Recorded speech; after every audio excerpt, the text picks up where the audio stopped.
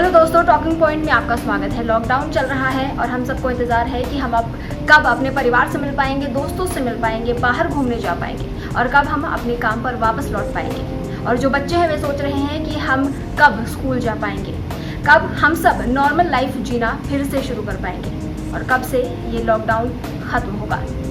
Corona को रोकने के लिए ये लॉकडाउन बेहद ज़रूरी है, लेकिन इससे हमारी या दुनिया भर के लोगों की ज़िंदगी रुक सी गई है।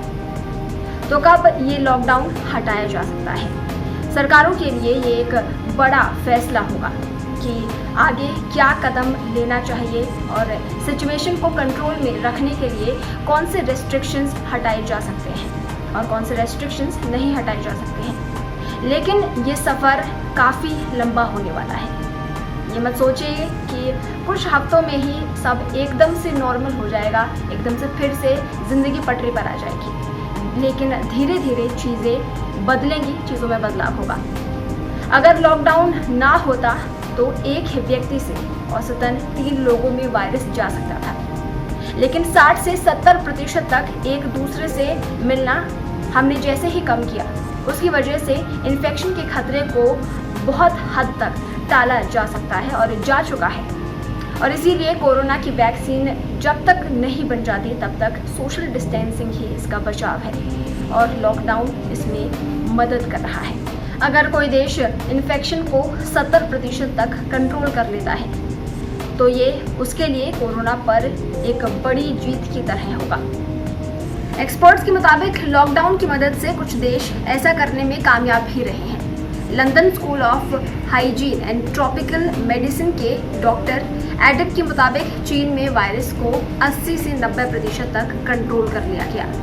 जिन देशों को ये लग रहा है कि उनके यहाँ इस महामारी का पीक यानी सबसे खराब दौर गुजर गया है, वो लॉकडाउन को ख़त्म करने की अब रणनीति बना रहे हैं। जैसे जर्मनी की अगर बात करें तो जर्मनी की चांसलर एंजेला मर्केल ने घोषणा की है कि वो धीरे धीरे प्रतिबंधों को खत्म करने को लेकर आगे बढ़ना चाहती हैं, यानी धीरे धीरे प्रतिबंधों को खत्म करना चाहती हैं। उन्होंने कहा कि सोशल डिस्टेंसिंग के नियमों का फिलहाल पालन करना होगा, लोगों को घरों से बाहर जाने पर मास्क पहनना होगा।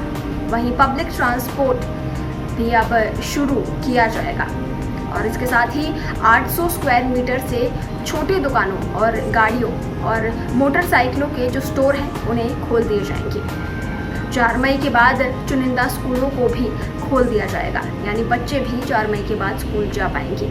लेकिन सभी धार्मिक आयोजन और बड़ी दावतों पर 31 अगस्त तक रोक रहेगी। इसके अलावा बात करें डेनमार्क की, तो डेनमार्क में 11 साल तक के बच्चों के स्कूल खोल दिए गए हैं, साथ ही नर्सरी स्कूल भी खोले गए हैं।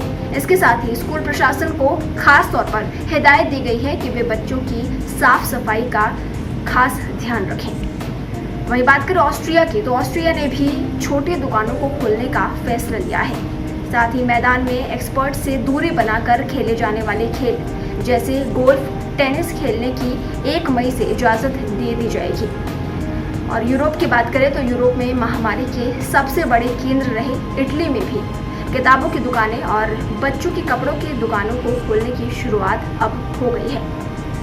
वहीं स्पेन की बात करें तो स्पेन सरकार ने ये तय किया है कि कंस्ट्रक्शन और मैन्युफैक्चरिंग के काम को शुरू कर दिया जाए।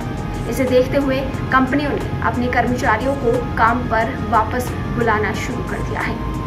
साथ ही छोटी मोटी घरेलू सेवाओं देने वाली मिस्त्रियों को भी इजाज़त अब दे दी गई है। यूरोप में सेवाएं देने वाली विमान कंपनी ईज़ीजेट ने फैसला किया है कि लॉकडाउन के बाद विमान सेवाएं शुरू होने पर वो अपने विमानों के बीच की जो सीट है उसे खाली ही रखेंगे, ताकि लोगों को सटकर यानी आसपास ना बैठना पड़े। सोशल डिस्टेंसिंग का इस समय पर खास ध्यान रखा जाएगा। हालांकि कुछ देश अभी भी मौजूदा स्थिति को लेकर आश्वस्त नहीं है। जैसे फ्रांस ने लॉकडाउन को 4 और हफ्तों के लिए बढ़ा दिया था और अब वहां पर 11 मई तक लॉकडाउन रहेगा। वहीं बेल्जियम ने भी प्रतिबंधों को कम से कम 3 मई तक बढ़ा दिया है। भारत में भी कुछ ज़रूरी सेवाओं को अनुमति मिली है, लेकिन लॉकडाउन अब भी जारी है और आगे क्या होगा उसका फैसला किया जाना अभी बाकी है।